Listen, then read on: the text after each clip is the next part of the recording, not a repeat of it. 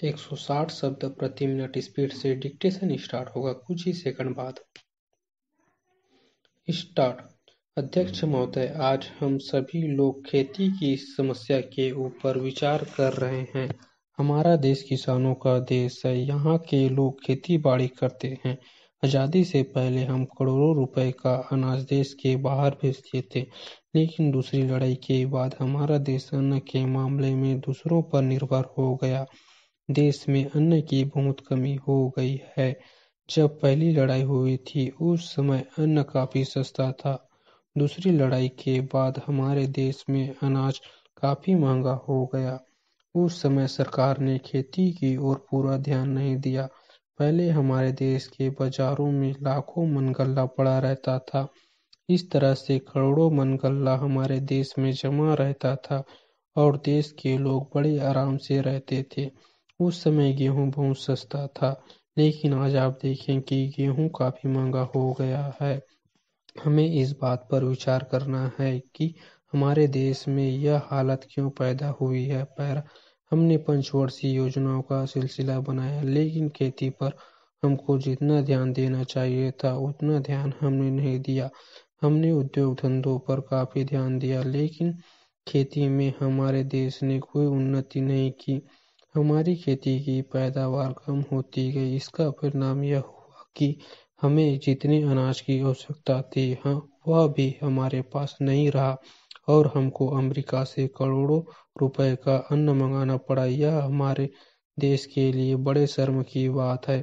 हमको दूसरों से मांगना पड़े, यह हमारे लिए दुख की बात होनी चाहिए। हम दूसरों से खाने के लिए अन्न मांगे, इससे बढ़कर हमारे लिए शर्म की बात और क्या हो सकती है। 2 साल पहले वर्षा नहीं हुई थी और तब खेती की हालत बहुत खराब हो गई थी।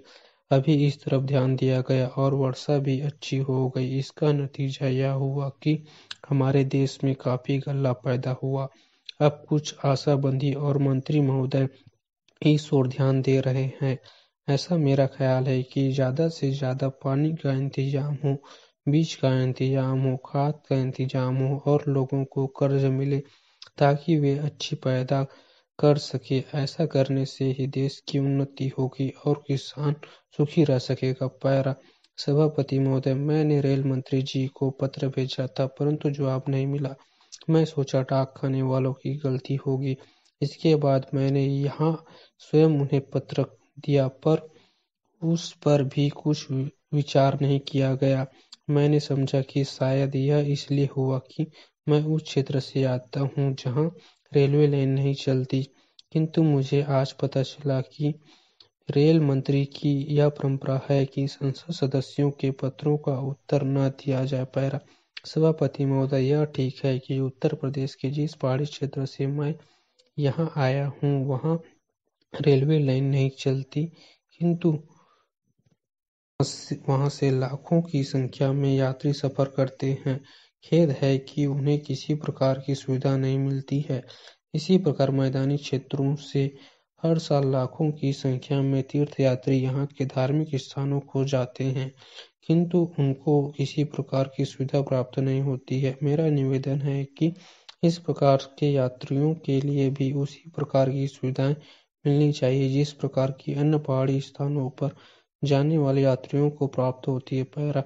दूसरा निवेदन यह है कि उस समय जब यात्री पहाड़ों में घूमने जाते हैं, रेलों की संख्या अधिक बढ़ाई जानी चाहिए। मैं हर सप्ताह देहरादून जाता हूँ। मुझे तीसरे दर्जे के यात्रियों पर बड़ा दया आती है। कितना बुरा व्यवहार उनके साथ किया जाता है। भेड़ बकरियों की तरह से 100-200 आदमी एक एक डिब्बे में भर जाते हैं और उनकी सुविधाओं को देखने वाला कोई नहीं है। इसलिए ऐसे समय में प्रतिदिन जनता गाड़ी अधिक चलाई जाए। जो गाड़ियां अभी वहां जाती है उनके डिब्बों की संख्या बढ़ाई जाए ताकि यात्रियों को सुविधा हो सके। मैं मंत्री महोदय से एक निवेदन और करना चाहता हूँ कि रेलवे की नौकरियों में पहाड़ी क्षेत्र के लोगों को, चाहे वे उत्तर प्रदेश के हो, हिमाचल प्रदेश के हो या अन्य पहाड़ी स्थान के हो, कोई स्थान नहीं दिया जाता है। रोजगार दफ्तरों से उनके नाम भेजे नहीं जाते हैं और उनको कोई सूचना नहीं दी जाती है। यदि कोई सूचना दी भी जाती है तो वह उस समय दी जाती है जबकि वे स्थान भर जाते हैं। इसलिए मेरा निवेदन है कि पहाड़ी क्षेत्र के लोगों को रेलवे सेवा में स्थान मिलना चाहिए, वह बहुत ही आवश्यक है। स्टॉप।